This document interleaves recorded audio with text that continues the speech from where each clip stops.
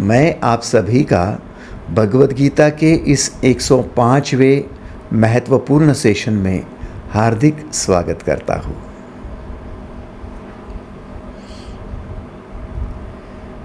जीवन मनुष्य का मिला है और मनुष्य जीवन में यदि बोध हुआ है आध्यात्म का,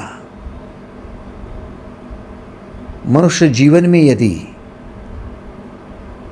आध्यात्म की प्राप्ति हुई है तो मनुष्य को सम्राट बनने से कोई रोक नहीं सकता।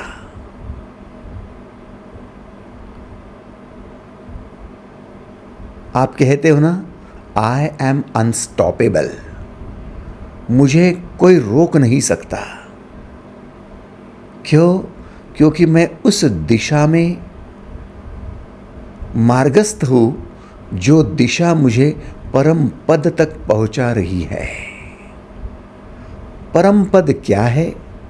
परम पद अढ़ल पद है, जहां से कोई आपको हटा नहीं सकता, डिगा नहीं सकता, जहां से कोई आपको दूर नहीं कर सकता। वह पद कहलाता है आपका परम पद, अढ़ल पद। आप सुखी होते हो तो दुख आपको सुख से दूर कर देता है। सुख में होना अढ़लपन नहीं है। आप उत्तेजित होते हो तो विचलितता आपको वहां से दूर कर देती है। आप जवानी की बात करते हो, बुढ़ापा आपको वहां से भगा देता है। आप पद प्रतिष्ठा की बात करते हो, रिटायरमेंट आपको वहां से दूर कर देती है। हर वो चीज है जो आपको उस पद पर टिकने नहीं देती है, वो सारा आपका संसार है। लेकिन एक पद ऐसा जो आपको बिल्कुल भी नहीं हिलाता, बिल्कुल भी नहीं डिगाता, बिल्कुल भी नहीं विचलित करता, उस पद पर आप हमेशा आरूढ़ रहते हो, उस परम पद को श्रद्धा कहा जाता है। एक बार आप श्रद्धा युक्त हो गए तो आपको कोई हिला नहीं पाएगा। और जितनी श्रद्धा आपकी बढ़ती जाती है, उतना आप सम्राट बनते जाते हो। सम्राज्ञी कौन है? सम्राट कौन है? जो श्रद्धा से युक्त है।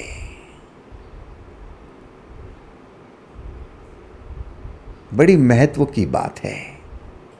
एक है श्रद्धा जो सम्राट की होती है, सम्राज्ञी की होती है, बाकी सब अंधश्रद्धा। श्रद्धा बड़ी ही रोचक और गुह्यतम टर्म है। आपका जीवन धन्य कर देवे, आपको महान बना देवे, ऐसी ये श्रद्धा होती है। चलो भाई, श्रद्धा का जन्म कहाँ से हुआ? श्रद्धा का जन्म है भक्ति से। जब तक भक्ति नहीं तब तक श्रद्धा नहीं। हमें कई बार ऐसा लगता है भाई साहब कि हमारी श्रद्धा बढ़ती है तो हम भक्ति करने लगते हैं। थोड़ा उल्टा है। आप पहले भक्त बनो, फिर श्रद्धा जन्मती है, श्रद्धा उत्पन्न होती है। श्रद्धावाम लभते ज्ञानम तत्परः संयतेन्द्रियः ज्ञानम लब्ध्वा पराम शांतिम चिरेणाधिगच्छति। हे अर्जुन, श्रद्धा से ही ज्ञान की प्राप्ति होती है। श्रद्धावा लभते ज्ञानम तत्परा संयतेन्द्रियः, आपकी इंद्रियां संयमित हो जाती है। ज्ञानम लब्ध्वा परम शांतिम, आपके ज्ञान से परम शांति की अनुभूति आती है। वो शांति जो कभी खत्म नहीं होती, प्रशांति, आत्म शांति। ये श्रद्धा भक्ति से उत्पन्न होती है। और भक्ति क्या है? भक्ति क्या है? भक्ति वो है जो विभक्त नहीं होता, टूटता नहीं, तोड़ता नहीं। भक्ति वो है जो जोड़ती है। भक्ति वो है जो जोड़ती है, दिलों को जोड़ने वाली भक्ति, नाते रिश्तों को जोड़ने वाली भक्ति, पदार्थ को जोड़ने वाली भक्ति, समुदाय को जोड़ने वाली भक्ति, मन को जोड़ने वाली भक्ति। भक्ति अर्थात जोड़ना, विभक्त होना, विभक्ति माने तोड़ना। आप जब तक तोड़ने में रस ले रहे हो तब तक भक्ति नहीं है, और जब तक भक्ति नहीं है तब तक श्रद्धा उत्पन्न होना असंभव है।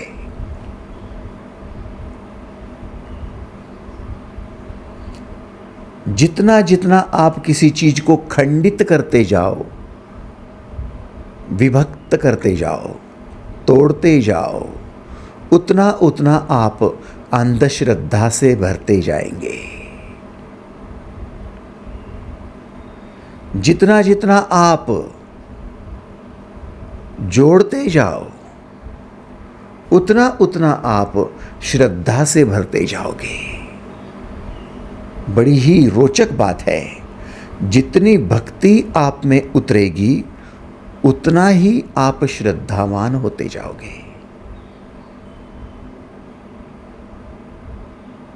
तोड़ने की राजनीति दुर्योधन कर रहा था। हर व्यक्ति को तोड़ना, समाज को तोड़ना, धर्म को तोड़ना, हर चीज को तोड़ना, बस यही उसका स्वभाव बन गया था। हर एक को विभक्त करने में रुचि लेता था। अब ना उसमें भक्ति है, ना उसमें श्रद्धा है। अब जब श्रद्धा ही नहीं है तो ज्ञान कहाँ से आएगा? ज्ञान नहीं है तो शांति कहाँ से होगी? श्रद्धावाम लभते ज्ञानम, ज्ञान कहाँ से आएगा? ज्ञानम लब्ध्वा पराम शांतिम, शांति कहाँ से आएगी? शुरुआत तो श्रद्धा से होगी। भक्त, और ये भक्ति हमारी अलग अलग स्तर की होती है। अलग अलग स्तर पर हम चीज़ों को जोड़ते जाते हैं। कौन सा वो स्तर है जिस स्तर पर श्रद्धा जन्मती है, थोड़ा ध्यान देंगे।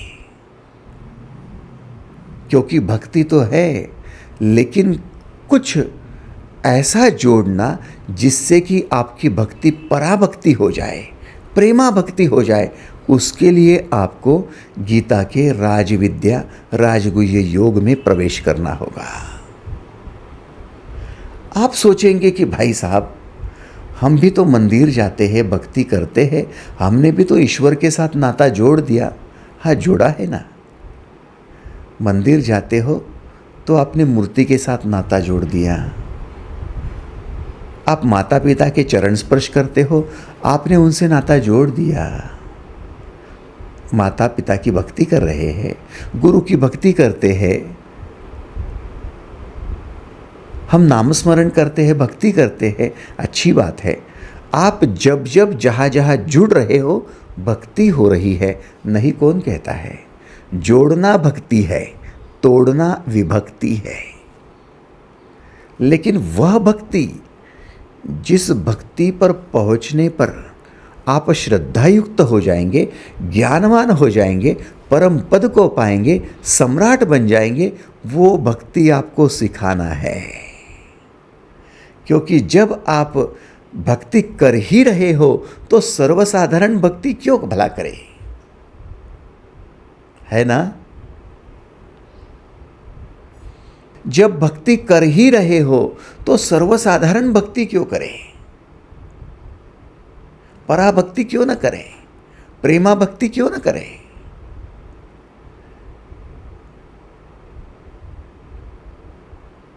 आप केवल सोचो और मुझे बताओ, बचपन में आपकी माता ने, आपके पिता ने आपको मंदिर में जाकर मूर्ति के सामने हाथ जोड़ने के लिए कहा। आपने पूछ लिया कि माताजी हाथ जोड़ने से क्या होगा? बोले भक्त बन जाएगा, ईश्वर की भक्ति होगी। जाओ मंदिर जाओ, मंदिर में जाकर हाथ जोड़ो, नतमस्तक हो जाओ। आप बचपन में वो भक्ति शुरू कर दिए। 8 साल के थे, 10 साल के थे, तब से मंदिर जा रहे हो। फिर 15 साल के हो गए, युवावस्था में आ गए, 20 साल के हो गए, 25 के, 30 के, 40 के हो गए, प्रौढ़ावस्था आ गई। फिर बूढ़े हो रहे हो, 70 के हो रहे हो, फिर भी आप मंदिर ही जा रहे हो। तो बचपन में जिस क्लास में थे, बुढ़ापे में उसी क्लास में हो, आगे बढ़े ही नहीं हो। हाथ जोड़ना इतने तक ही आपकी भक्ति सीमित है और उसके आगे आपको पता ही नहीं कि भक्ति का अंग क्या होता है। तो आपने सम्राट कब बनना?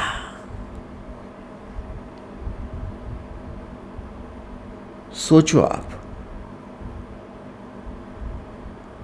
आपका विकास कब होगा?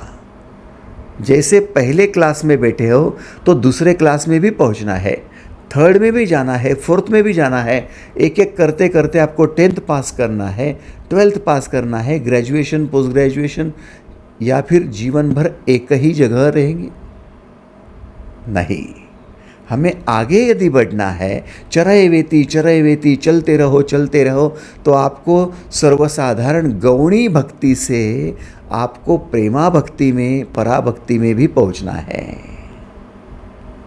अभी आप हाथ जोड़कर जो खड़े हो, अभी जो बेलपत्री आप या फिर पानी आप शिवलिंग पर डाल रहे हो, ये गौणी भक्ति है, जुड़ रहे हो, लेकिन आपको उससे सम्राट पद नहीं मिलेगा, अढ़ल पद नहीं मिलेगा। जीवन का सुख दुख बना रहेगा, उत्तेजना और विचलितता बनी रहेगी, परेशानियां बनी रहेगी, उससे आपको विशेष लाभ नहीं होगा।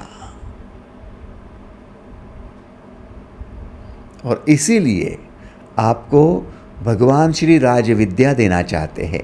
आओ 9वें अध्याय का 3रा श्लोक एक बार फिर से रिवीजन करके आगे बढ़ेंगे। गीता खोलो, राज विद्या राजगुह्य योग अध्याय 9वां है और 3रा श्लोक है। अश्रद्धानः पुरुषा धर्मस्यास्य परम तप अप्राप्य माम निवर्तन्ते मृत्यु संसार वर्तमनि। हे परम तप, इस उपर्युक्त धर्म में श्रद्धा रहित पुरुष मुझको प्राप्त न होकर मृत्यु रूप संसार चक्र में भ्रमण करते रहते हैं।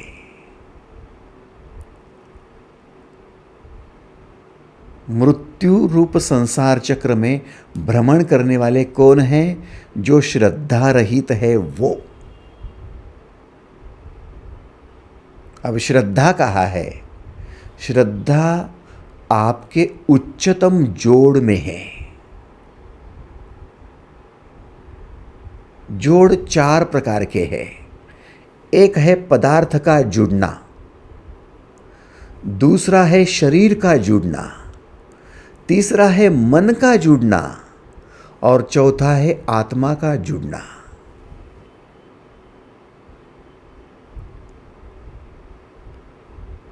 पहला है पदार्थ का जुड़ना। आप यदि पदार्थ से जुड़ जाते हो तो लोभ निर्माण होता है। उन पदार्थों में आपका आकर्षण उन पदार्थों के लोभ को निर्माण करता है। गहनों से जुड़ जाओ तो गहनों के प्रति लोभ होगा। नौकरी व्यवसाय से जुड़ जाओ तो नौकरी व्यवसाय से लोभ होगा। वस्त्र से, किसी वस्तु से जुड़ जाओ तो वस्त्र से, वस्तु से लोभ होगा। आप पदार्थ से जब जुड़ते हो तब पदार्थ से आपका लोभ बढ़ जाता है।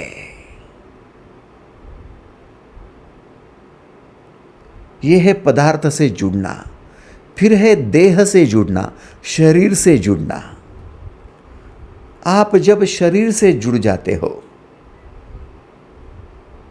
तब शरीर में काम जन्मता है। एक शरीर जब दूसरे शरीर से जुड़ जाता है और संबंध शरीर का रह जाता है तब काम जन्मता है, यौन जन्मता है।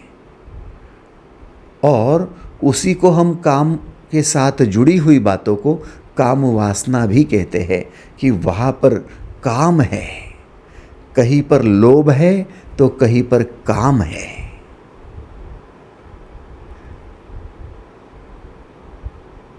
जब आप मन से जुड़ जाते हो, किसी के मन से जुड़ जाते हो तो प्रेम जन्मता है।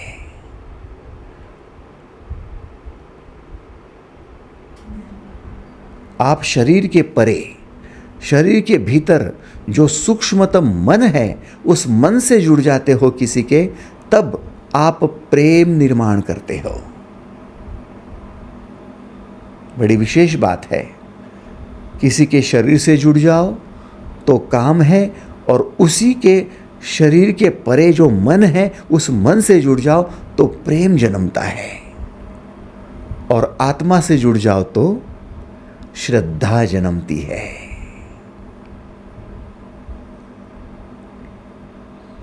यही तो विशेष बात है कि श्रद्धा का उत्पन्न होना आपको आत्ममिलन के लिए शरीर के परे, मन के परे आत्मा के मिलन के लिए प्रवृत्त करता है। आपकी श्रद्धा माने आत्ममिलन है।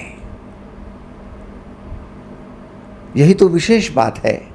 इसलिए बहुत कम लोग हैं जिनको श्रद्धा निर्माण होती है। बहुत कम लोग हैं जो श्रद्धावान हैं, क्योंकि बहुत कम लोग हैं जो आत्ममिलन जानते हैं। आपको पता है, जब आप पदार्थ से जुड़ते हो तब आपकी भक्ति गौणी भक्ति कहलाती है। जोड़ना भक्ति है, तोड़ना भी भक्ति है। जो तोड़ मोड़ कर रहे हैं, एक दूसरे का दिल तोड़ रहे हैं, एक दूसरे का मन तोड़ रहे हैं, एक दूसरे के रिश्ते तोड़ रहे हैं, एक दूसरे के संबंध तोड़ रहे हैं, जो तोड़ तोड़ तोड़ कर रहे हैं वो तो युद्ध कर रहे हैं, वो तो नष्ट कर रहे हैं, वो तो खत्म कर रहे हैं। उनका मन भक्ति से भर ही नहीं सकता, भर ही नहीं सकता। उनकी बात छोड़ दो, उनकी बात छोड़ दो। लेकिन जो पदार्थ से जुड़ रहे हैं वो भक्ति कर रहे, जुड़ रहे हैं ना, तो भक्ति हो रही है। अब आपके घर में रखी हुई मूर्ति, वो पदार्थ है या देह है या मन है, क्या है? आपके मंदिर में रखी हुई मूर्ति क्या है? वो एक पदार्थ है, वस्तु है।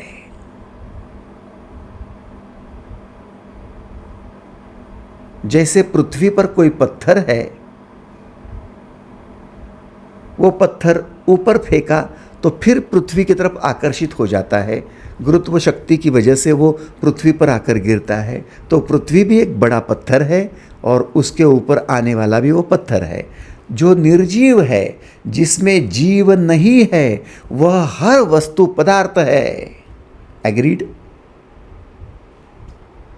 जिसमें जीव नहीं है वह हर चीज पदार्थ है, वो सजीव नहीं है। अब आपके घर में रखी हुई मूर्ति वो पदार्थ है और आप उस मूर्ति से जुड़ गए हो, तो उससे जुड़ जाना पदार्थ से जुड़ जाना है। इसलिए उस मूर्ति में आपका बड़ा लोभ हो जाता है। जैसा गहने में लोभ, पैसे में लोभ, वैसा मूर्ति से भी लोभ है। उस मूर्ति को कोई धक्का लगा देवे तो आपकी जान निकलने को। ध्यान देना, उस मूर्ति में आपका इतना लोभ बढ़ जाता है, उस मूर्ति की जगह थोड़ी बदल जाए तो आपको अच्छा नहीं लगता। उस मूर्ति को सजाते हो फूल से, माला से, चंदन से, तुलसी से, क्या क्या करते हो। आप उसके साथ जुड़ गए हो, उसमें लोभ हो गया है। उसे कहते गौणी भक्ति। भक्ति तो हो रही है लेकिन गौणी भक्ति है। जुड़ तो गए हो आप। और जितने लोग मूर्ति पूजक है, वो लोग जो तोड़ने में विश्वास रखने वाले हैं, उनसे कई गुना अच्छे हैं कि कम से कम वो मूर्ति से जुड़े तो है, मंदिर से जुड़े तो है, पदार्थ से जुड़े तो है। उनके जहन में, उनके मन में, उनके दिमाग में अब तोड़ने का विचार नहीं है। वो जुड़े हुए हैं, कहीं ना कहीं जुड़े हुए हैं। गौणी भक्ति है। लोभ हो जाता है मूर्ति से, लोभ हो जाता है जैसे पदार्थ से, वस्तुओं से, गहनों से, वस्त्र से, पैसे से, धन संपत्ति से, वैसे लोभ हो जाता है मूर्ति से। आप समझ रहे हो?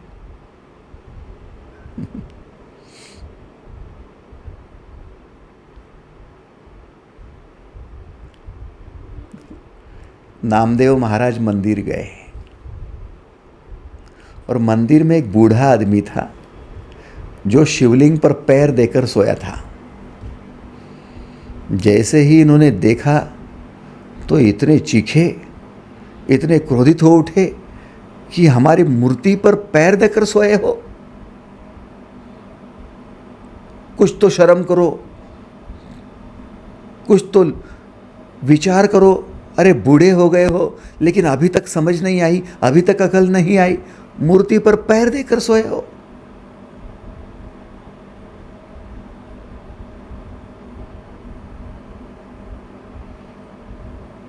बूढ़े बाबा के मुंह से आवाज भी नहीं निकली, वैसे ही लेटे हुए।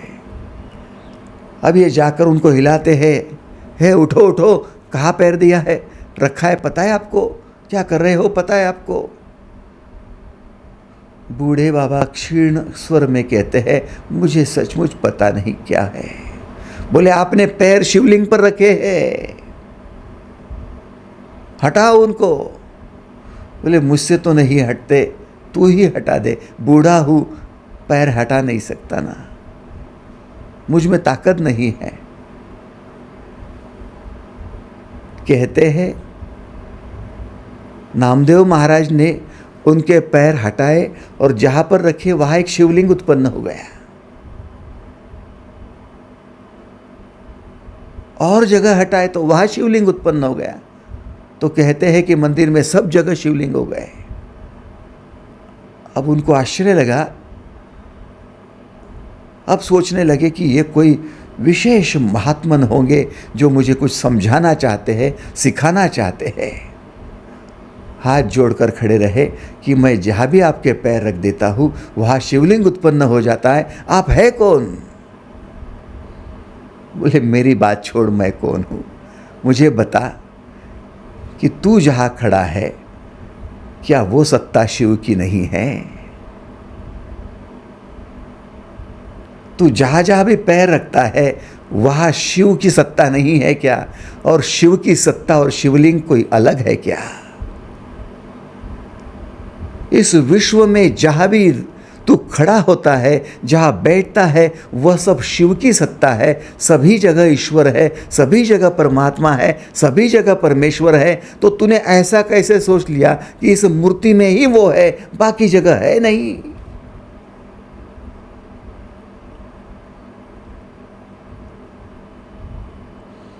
बात सही है कि गलत है?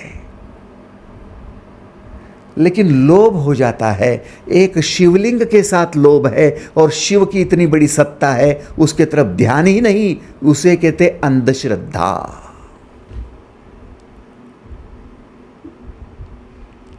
आप अभी माता जी जहां बैठे हो, क्या वो शिव की सत्ता नहीं है क्या? क्या वो ईश्वरी सत्ता नहीं है क्या? भाई साहब, पैर देकर जहां पर जमीन पर खड़े हो, क्या वो शिव जी की जगह नहीं है क्या? क्या वो भूमि गोपाल की नहीं है क्या? और यदि है तो फिर आप पैर रखेंगे कहां? आपको तो पैर रखना ही मुश्किल हो जाएगा। दूसरी बात, ये शिव की सत्ता है जिस पर पैर रख रहे हो, तो पैर किसके हैं? पैर किसके हैं? बोले पैर मेरे हैं। तो आप में कौन है? वो पत्थर में यदि शिव हो सकता है, शिवलिंग में सत्ता में, शिवलिंग में यदि शिव हो सकता है, तो तुझ में ये जो हयात है, जीवंत है, उसमें कौन है? बोले हाँ, उसमें भी तो शिव है। फिर शिव ही शिव पर खड़ा है, तो तू बीच में आने वाला कौन है? हाँ, ये तो मैंने सोचा ही नहीं। तू सोचेगा कैसे? तू तो पदार्थ के लोभ में अटक गया रे। मनुष्य जब लोभी हो जाता है तो अंधा हो जाता है, और जुड़ता है तो भक्ति होती है, लेकिन भक्ति है लेकिन अंधे की भक्ति है, उसे अंधभक्ति कहते हैं। वही अंधश्रद्धा है। कितने लोगों को थोड़ा थोड़ा समझ में आया? हाथ ऊपर करेंगे। धन्यवाद। Thank you, thank you. किसी एक पदार्थ में लोभ करना और बाकी सबको उसके लिए निग्लेक्ट करना, किसी एक वस्तु में आकर्षित होकर उसी को लोभ करना और बाकी सबको उससे अलग समझना, ये अंधश्रद्धा है, अंधभक्ति है।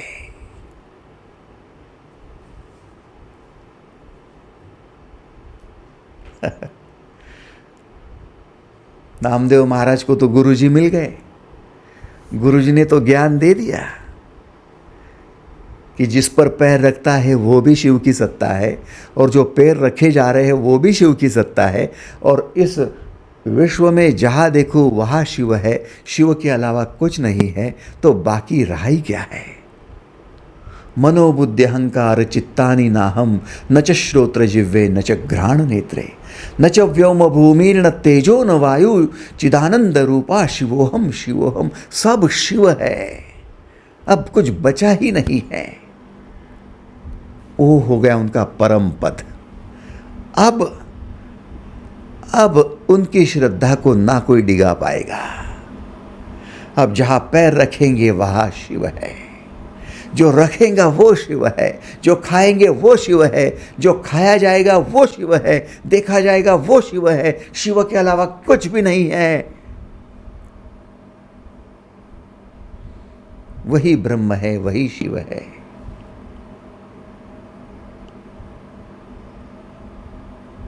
एक बात मैं आपको समझा दूं, जब तक आप पदार्थ से जुड़े रहोगे तब तक आपका लोभ बना रहेगा। मेरी राम जी की मूर्ति, मेरी राम जी की मूर्ति, मैं मेरे मंदिर में राम की ही मूर्ति रखूंगा, क्यों कृष्ण की नहीं रखेंगे? नहीं, मैं तो राम जी का मानने वाला हूं ना।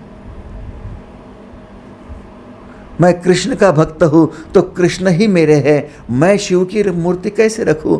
मैं तो वैष्णव हूं, शैविक थोड़ी हूं। ये कैसे पॉसिबल है? आपको लोभ हो गया राम से, आपको लोभ हो गया विष्णु से, आपको लोभ हो गया शिव से। आप लोभी हो। बोले ऐसे कैसे लोभी कहते हो? फिर क्या हो आप? क्या हुआ? क्यों ऐसा? क्योंकि आपको अभी पता ही नहीं चला है कि पदार्थ के परे क्या है। गौणी भक्ति है। और गौणी भक्ति में लोभ बढ़ जाता है, इसलिए हम अंधे हो जाते हैं। हम उस एक मूर्ति की जगह औरों को नहीं देख पाते और सारा विश्व गौणी भक्ति से भरा है। हम हिंदू हैं, हो गई गौणी भक्ति। हम मुस्लिम हैं, हो गई गौणी भक्ति। हम ईसाई हैं, हो गई गौणी भक्ति। क्योंकि हर एक ने बांट लिया है, अपना अपना भगवान बांट लिया है। ये बंटवारा क्यों हो गया? क्योंकि सब पदार्थवादी हो गए, और जितने जितने पदार्थ उतना उतना लोभ अधिक। मेरा देश भारत है तो मुझे भारत के प्रति लोभ है, पाकिस्तान के प्रति थोड़ी है। मेरा देश पाकिस्तान है तो मुझे पाकिस्तान के प्रति लोभ है। भारत को किसने देखा? सही है कि गलत है? देखा जाए तो भारत भी एक पदार्थ है, वस्तु है, निर्जीव है, और पाकिस्तान भी एक पदार्थ है, वस्तु है, चीज है। लेकिन हम उसके लिए जान देने को तैयार है, क्योंकि हमें उसके प्रति प्रचंड लोभ हो गया है।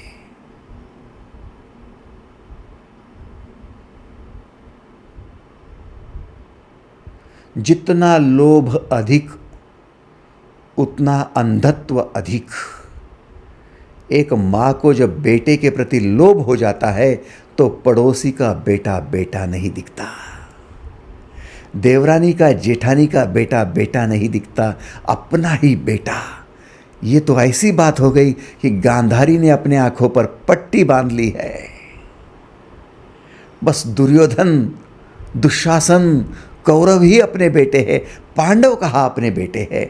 इसलिए इंद्रप्रस्थ जब दुर्योधन देने को तैयार नहीं, तब भी एक मां होकर बीच में आने को तैयार नहीं है।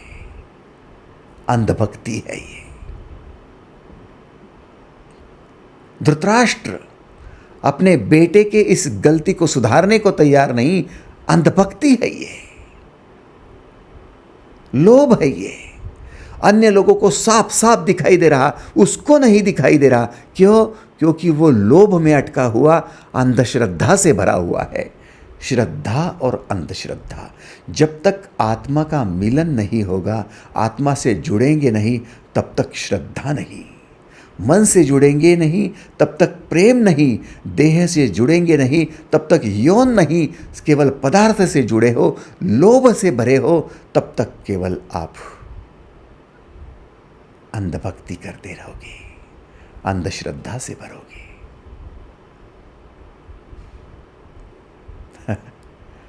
आओ समझ लो, इन बातों को समझ लो।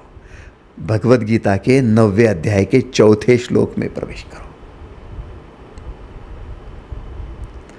मया तत्मीदं सर्वं जगत व्यक्त मूर्तिना मत स्थानी सर्वभूतानि न चाहम त्वेषवस्थितः। मुझ अव्यक्त स्वरूप से यह सब जगत परिपूर्ण है और सब भूत मुझ में स्थित है, किंतु वास्तव में मैं उनमें स्थित नहीं हूं। बड़ी रोचक बात है, समझने के लिए भले ही कठिन लगती हो, लेकिन देखो समझ लो। मया तत्मीदं सर्वं जगत व्यक्त मूर्तिना। मैं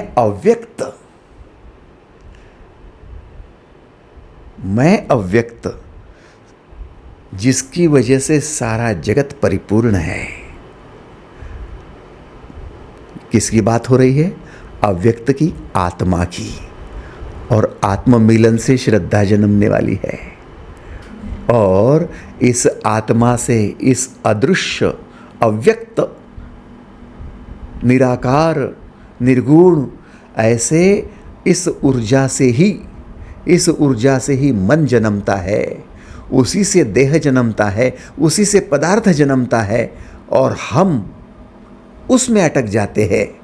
और उस आत्मा से, जिस आत्मा से ये सब कुछ जगत निर्माण हुआ है, वहां तक पहुंचते ही नहीं है। मैं अव्यक्त स्वरूप से सब जगत को धारण किया हूँ, सब जगत परिपूर्ण है और सब भूत मुझ में ही स्थित है, वास्तव में मैं उनमें नहीं हूँ। ये बात कैसी है देखो, आप अभी वर्तमान में बैठे हो, मेरी तरफ ध्यान दो।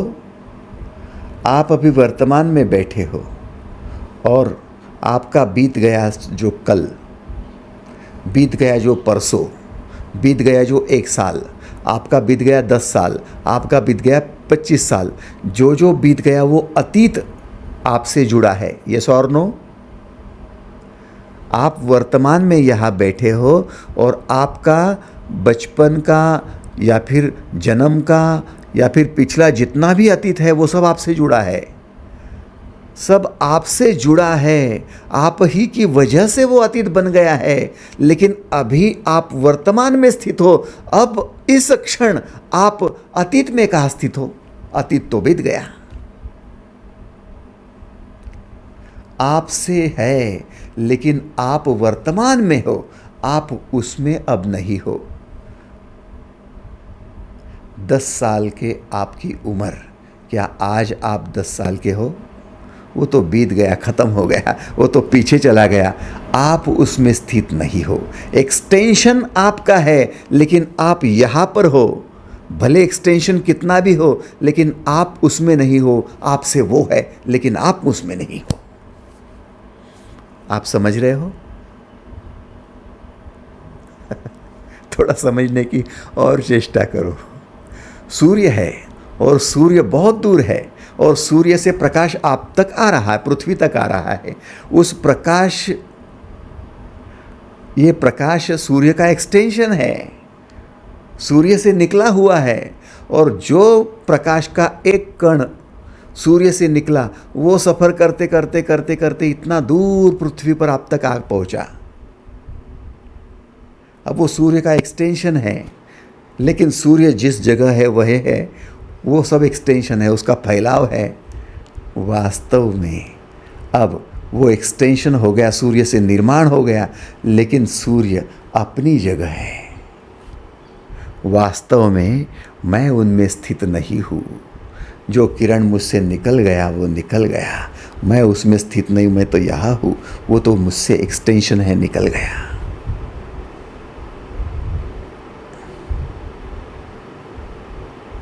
आप ध्यान देने की कोशिश करो, आप समझने की कोशिश करो कि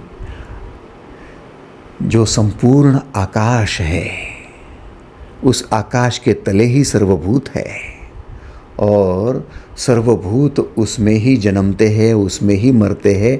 आकाश में कोई फर्क नहीं पड़ता है, सभी भूत उसी से परिपूर्ण है, लेकिन आकाश आकाश में ही रहता है, उसमें लोभ नहीं करता, उसमें अटक नहीं जाता। हम दरअसल होते क्या है, हम मूर्ति से जुड़ जाते हैं, तो इतने जुड़ जाते हैं, इतने जुड़ जाते हैं कि हम ही मूर्ति बन जाते हैं। आपसे मूर्ति है,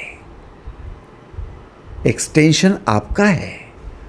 आप यदि मूर्ति बनाते तो बनती, मूर्ति नहीं बनाते कहाँ बनती?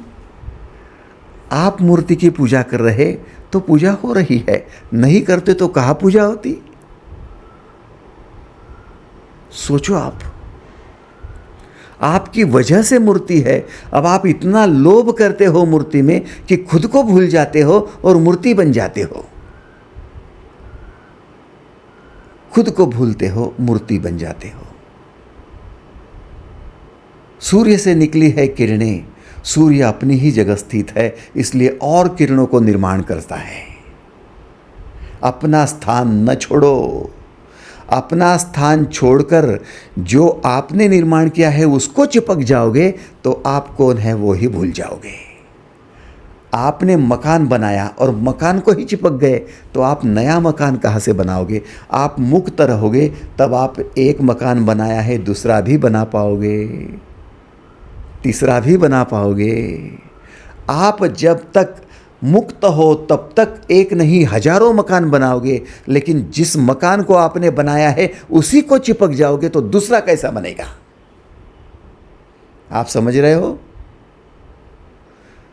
आपने मूर्ति बनाई, आपने उस मूर्ति को भगवान पद दिया, आपने उस मूर्ति को चिपक लिया, तो आप दूसरी मूर्ति को कब देखेंगे?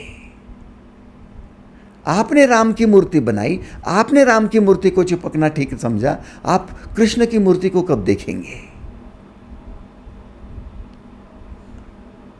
आपको मुक्त रहना होगा, और मुक्त केवल आत्मा रहती है। मुक्त केवल अव्यक्त रहता है, मुक्त केवल निराकार रहता है। जब तक मुक्त हो तब तक आपका एक्सटेंशन बनता रहेगा। कितने पदार्थ आप निर्माण करते रहोगे, कितने देह निर्माण करते रहोगे, कितने मन निर्माण करते रहोगे, और आपका अढ़ल पद, अव्यक्त पद, निराकार पद बना रहेगा। आपसे मूर्तियाँ है, आपसे देह है, और आपसे ही मन है।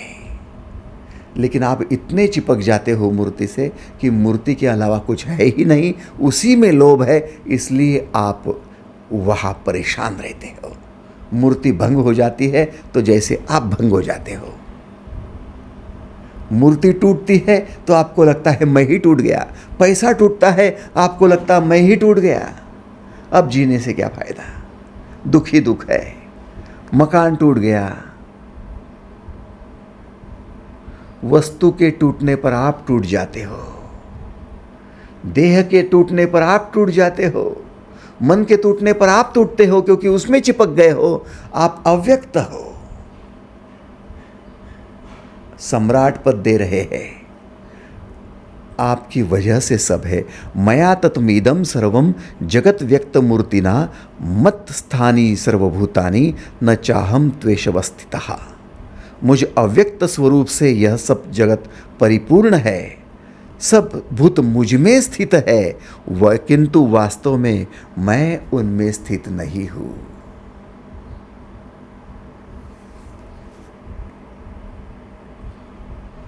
आप जितना लोभ कम करते जाओगे ना, गौणी भक्ति से उतना ऊपर उठेंगे।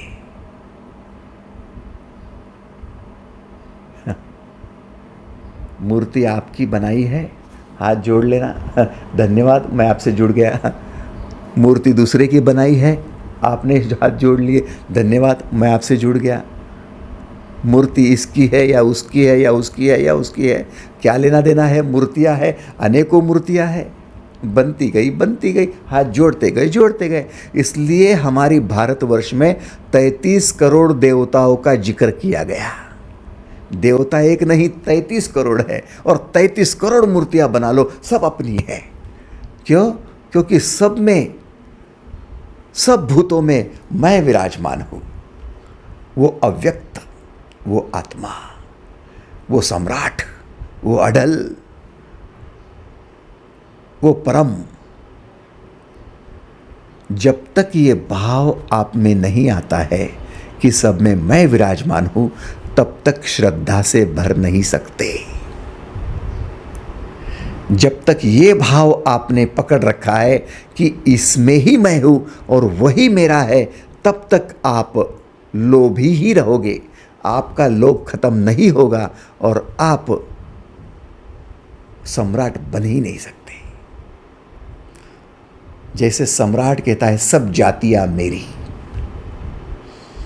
सारी प्रजा मेरी,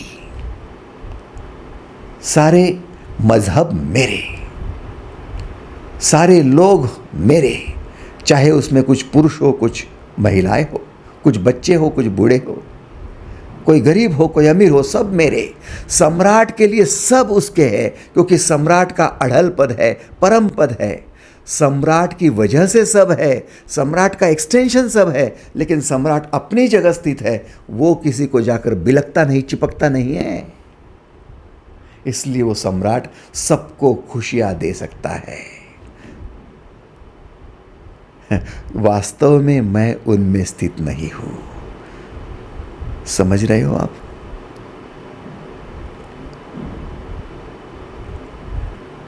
माताजी सिर्फ सोचिए ना, आपके 3 बेटे हैं, 2 बेटियां होंगी, 1 बेटा है, और आपने बेटा बेटा बेटा बेटा बेटा दिन भर रटन कर ली, और बेटे को इतना जकड़ लिया, पकड़ लिया, तो बेटियों की तरफ आपका आकर्षण होगा भी?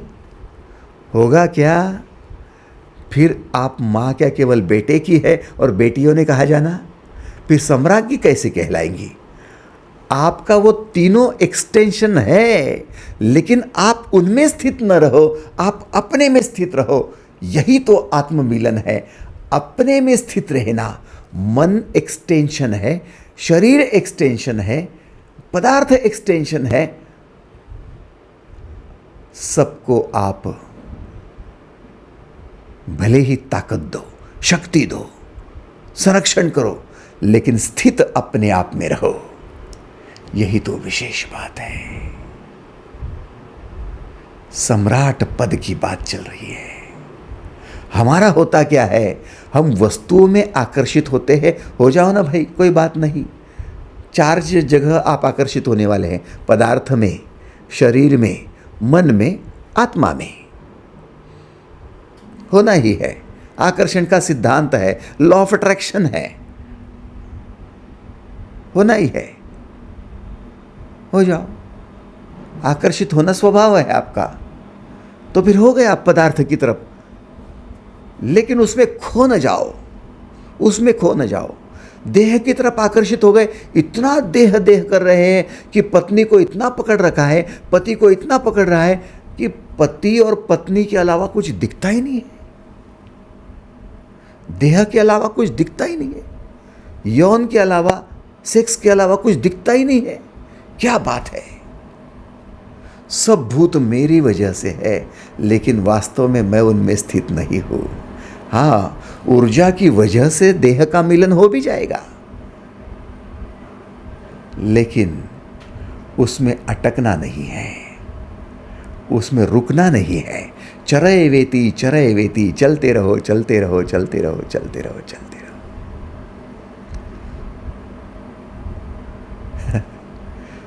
समझ रहे हो ना? धन का लोभ तो नहीं करना, फिर शरीर का भी लोभ मत कर लेना, पत्नी का भी मत कर लेना, पति का भी मत कर लेना। चलो भाई, निकल गए वहां से, निकल गए तो आप गौणी भक्ति से ऊपर उठ गए, आपका लोभ भी गिर गया और आपका काम भी गिर गया। दोनों बातें गिरते ही आप प्रेमा भक्ति में आ जाते हो।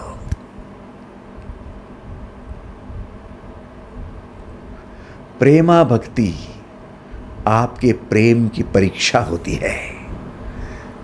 जब आप प्रेम करने जाते हो, तब आप किसी के मन की अवस्था को समझने की चेष्टा करते हो, उसकी मन की व्यथा समझते हो, उसके मन की मजबूरी समझते हो, उसके मन का दुख समझते हो, करुणा से भर जाते हो, तो करुणावश उसको आप मदद करने के लिए तैयार होते हो, सेवा करने के लिए तैयार होते हो।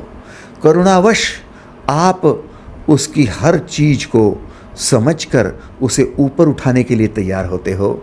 यह है प्रेम।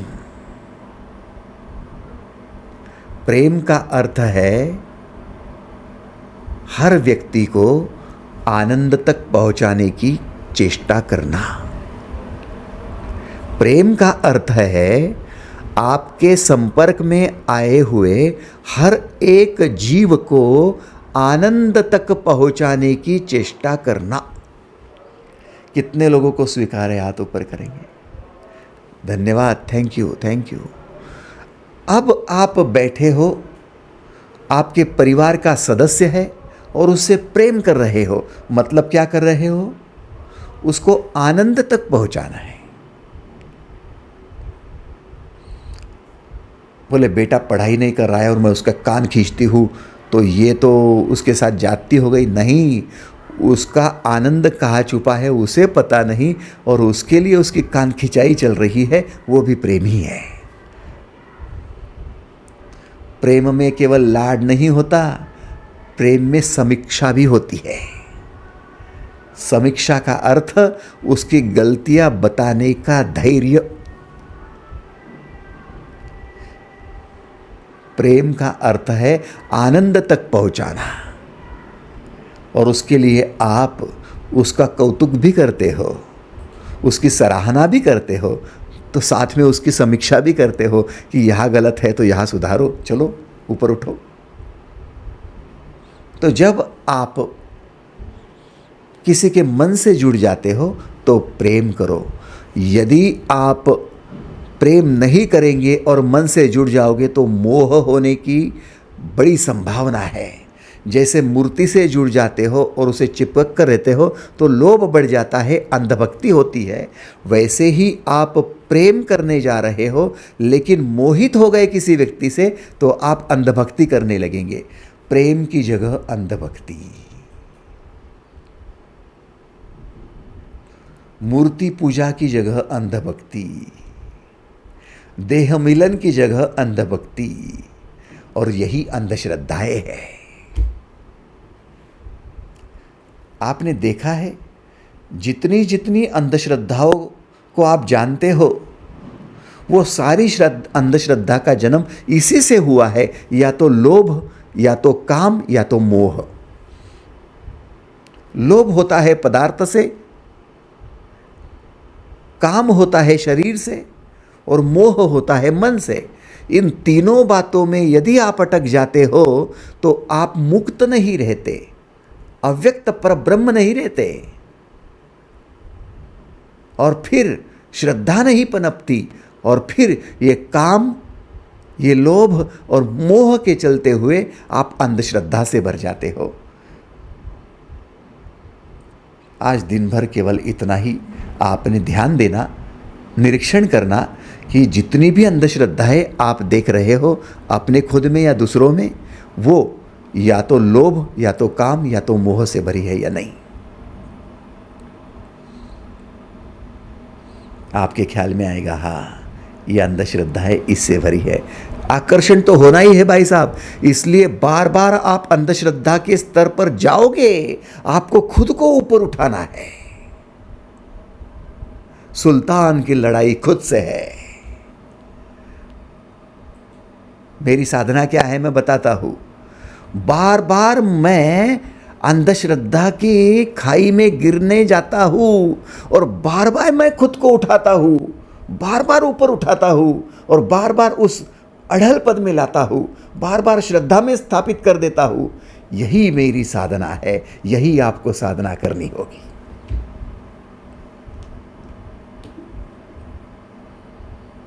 मया ततमीदम सर्वम जगद व्यक्त मूर्तिना मतस्थानी सर्वभूतानि न चाहम त्वेषवास्तिता।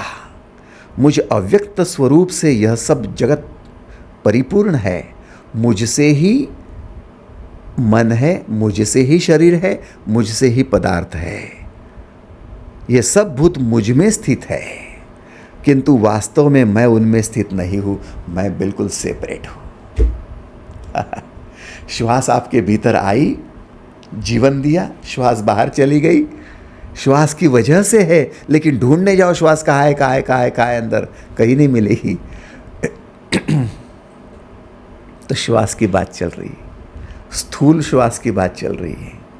मैं तो आत्मा की बात कर रहा हूँ। ऐसी ये ऊर्जा, जो ऊर्जा आपके मन में भी, जो ऊर्जा आपके शरीर में भी और आपके पदार्थ में भी, आपके धन में, संपत्ति में, पैसे में, जमीन में, जुमले में, सब बातों में है, लेकिन वो ऊर्जा अलिप्त है, वो आत्मा अलिप्त है। उस आत्मा के साथ जुड़ जाओ।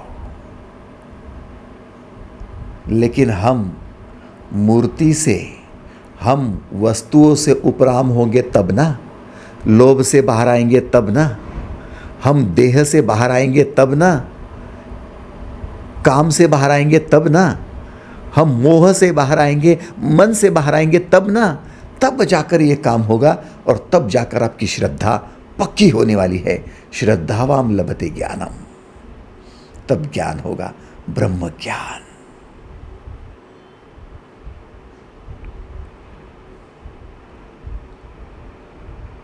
सोचिए, सिर्फ सोचिए कि आपने जुड़ना हर चीज के साथ में, पदार्थ के साथ जुड़ना हो गया, देह के साथ जुड़ना सेक्स हो गया, मन के साथ जुड़ना प्रेम करना हो गया। अब बचे हुए समय क्या करोगे? आत्मा से जुड़ जाओ, अव्यक्त से जुड़ जाओ, जिससे परिपूर्ण होता है उससे जुड़ जाओ, उस शून्य में चले जाओ। वही शुरू होता है मेडिटेशन, शून्य मेडिटेशन। प्रेमा भक्ति के भी परे है पराभक्ति, और पराभक्ति शून्य की भक्ति है, पूर्ण की भक्ति है, आत्मा की भक्ति है, आत्मा परमात्मा का मिलन है। और ये मिलन जब होगा तब नामदेव महाराज ऊपर उठ जाते हैं। सब सत्ता शिव की है, सब शिव है रे, शिवोहम शिवोहम शिवोहम शिवोहम। तब भक्त भक्त नहीं रहता, भगवान बन जाता है। देव पहावया गेलो, देवची होऊनी गेलो। सागर का तल ढूंढने नमक की पुतली जाए, गोता मारे सागर में खुद सागर बन जाए। नमक की पुतली को लगा सागर का तल ढूंढ लेवे, लेकिन वो खुद ही पिघल गई, खुद सागर बन गई, अब बची ही नहीं। आत्ममिलन होगा तो आप प्रेमा भक्ति से भी ऊपर उठेंगे, शून्य हो जाएंगे। मैंने एक कथा सुनी थी। मीराबाई मंदिर में जा रही थी और मंदिर के द्वार बंद। बाहर किसी ने कह दिया कि मंदिर के जो गोस्वामी है, मंदिर के जो पुजारी है, वो आपको अंदर नहीं आने देंगे। बोले क्या बात है? बोले इस राज्य में नहीं दिखती हो? बोले हाँ नहीं तो हूँ। बोले मंदिर में स्त्रियों को प्रवेश नहीं है, मंदिर में केवल पुरुष जाएंगे और कोई नहीं जाएंगे। मंदिर में स्त्रियों का जाना वर्जित है, केवल पुरुष ही जाएंगे, स्त्रियां नहीं जाएंगी। मीराबाई ने हंसते हुए उस व्यक्ति से कहा कि गोस्वामी को मेरा संदेश दे दो, जाओ इतना संदेश दे के आओ। संदेश दिया गया और दरवाजा खुल गया। संदेश गोस्वामी ने सुना, पुजारी ने सुना और दरवाजा खुल गया। क्या था संदेश? मीराबाई ने बस इतना ही कहा कि मुझे तो लगता था कि केवल कृष्ण ही एक पुरुष है, बाकी सारे उसके भक्त हैं। अब ये मंदिर में दूसरा कौन सा ऐसा कृष्ण आ गया, मंदिर में दूसरा कौन सा गोस्वामी आ गया कि वहाँ भक्तों का आना मना है। जैसे ही ये संदेश दिया गया, वैसे ही उस पुजारी को समझ में आया कि हाँ मैं भी तो भक्त हूँ, पुरुष तो वो है। हम जब सब भक्ति करते हैं तब हम भक्त आकर्षित हो जाते हैं उस पुरुष की तरफ, और वो पुरुष वो परमात्मा होता है। हम सब भक्त हैं, और फिर वह भक्त जब हो जाते तो स्त्री और पुरुष कोई फर्क नहीं पड़ता, कोई नर और नारी फर्क नहीं पड़ता। दरवाजे खुल गए, मीराबाई अंदर चली गई। गोस्वामी ने पैर पकड़ लिए, बोले आपने मेरी आंखें खोल दी है। बोले आंखें खुली है तो अब मुझे मत पकड़ लेना, अब दोनों मिलकर चलो हम कृष्ण की भक्ति कर लेते हैं। कृष्ण कौन है? क्या वास्तव में कृष्ण भी एक देह है? क्या वास्तव में कृष्ण भी एक मन है? क्या वास्तव में कृष्ण भी एक मूर्ति का पदार्थ है? कौन है कृष्ण? कृष्ण खुद कहते हैं कि मैं अव्यक्त स्वरूप है, मैं एक आत्मा हूँ जो सबको लेकर हूँ लेकिन सब में स्थित नहीं हूँ। मया तत्मीदम सर्वम जगत व्यक्त मूर्तिना मत स्थानी सर्वभूतानि न चाहम त्वेषवस्थितः। मुझ अव्यक्त स्वरूप से यह जगत परिपूर्ण है, सब भूत मुझ में स्थित है, किंतु वास्तव में मैं उनमें स्थित नहीं हूँ।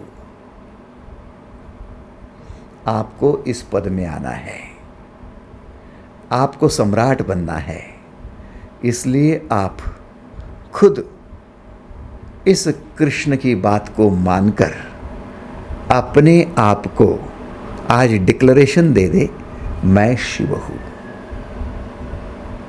मैं अव्यक्त हूँ, मैं अव्यक्त सभी को लेकर हूँ, शरीर को भी, मन को भी, और कई वस्तुएं हैं उनको, लेकिन मैं उनमें स्थित नहीं हूँ। ना मैं उनके साथ चिपक जाऊँगा लोभ से, ना मैं चिपक जाऊँगा काम से, ना मैं चिपक जाऊँगा मोह से। मैं सबका कल्याण करूँगा, लेकिन सबसे अलग रहूँगा, साक्षी बनकर रहूँगा।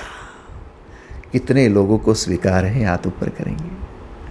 थैंक यू, धन्यवाद।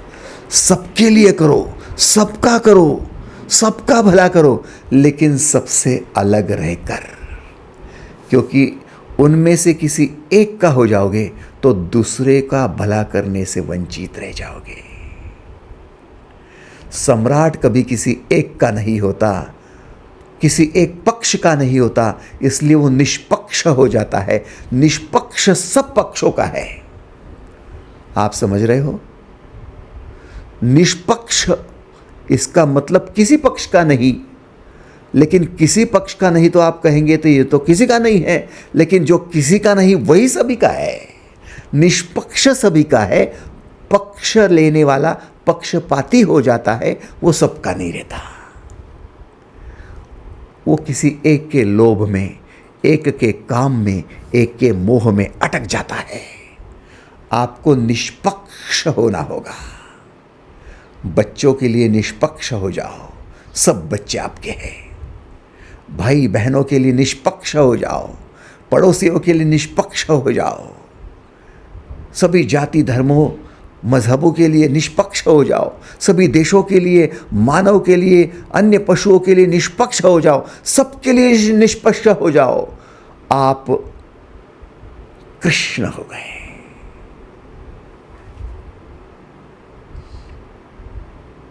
आज के लिए बस इतना ही। धन्यवाद।